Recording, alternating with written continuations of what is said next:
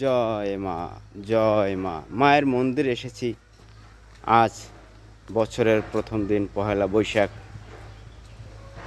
তার চরণে এই অধমের একটি প্রণতি, যেন বছর নয়, দিন নয়, মাস নয়, যুগ যুগ ধরে যেন সকলের সাথে বন্ধুত্ব সুলভ আচরণ নিয়ে মায়ের চরণে, গুরুদেবের চরণে থাকতে পারে যতটুকু সময় সে এই ধরাধামে রাখে। কারোর সাথে যেন কখনো অন্যায় না করি, কারোর সাথে যেন কখনো আপদ বিপদ না করি, এই আশীর্বাদ মায়ের চরণে চাই, এই কামনা গুরুর চরণে চাই, এই কামনা মাতা পিতার চরণে চাই। সকলে আশীর্বাদ করবেন। জয় মা, জয় মা। আমরা এখন মায়ের চরণে প্রণাম জানিয়ে এই আকুতি জানাবো। আসছে নতুন বছর, সকলকে নতুন বছরের শুভেচ্ছা, সুস্বাগতম।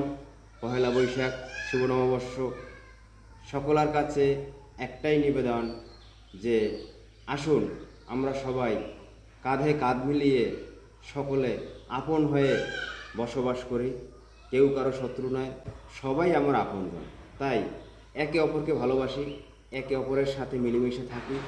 এটাই মনে প্রাণে চিন্তা রেখে ভগবানের কাছে এই আকুতি জানিয়ে আমরা সবাই একত্রিত হয়ে থাকি। আমরা সকলেই ভাই, সকলেই আপনজন, সকলেই নিজের আপন। সেই রক্তের টানে আমাদের এই বিশ্ববাসী সবার সাথে মিলে থাকতে হবে। যে যেখানে আছেন ভালো থাকবেন, যে যেখানে থাকবেন ভালো থাকবেন, সকলের সাথে মিলে থাকবেন। কেউ খারাপ অবস্থায় থাকলে আমরা তার জন্য শোক সমাগম জানাই, কারণ দেশ বিদেশে বিভিন্ন সমস্যা হচ্ছে, তার জন্য আমরাও শোকাহত।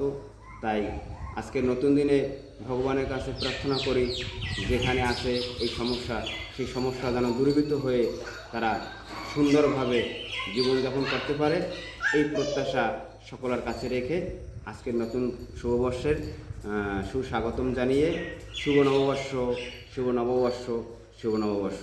ভালো থাকবেন সকলে।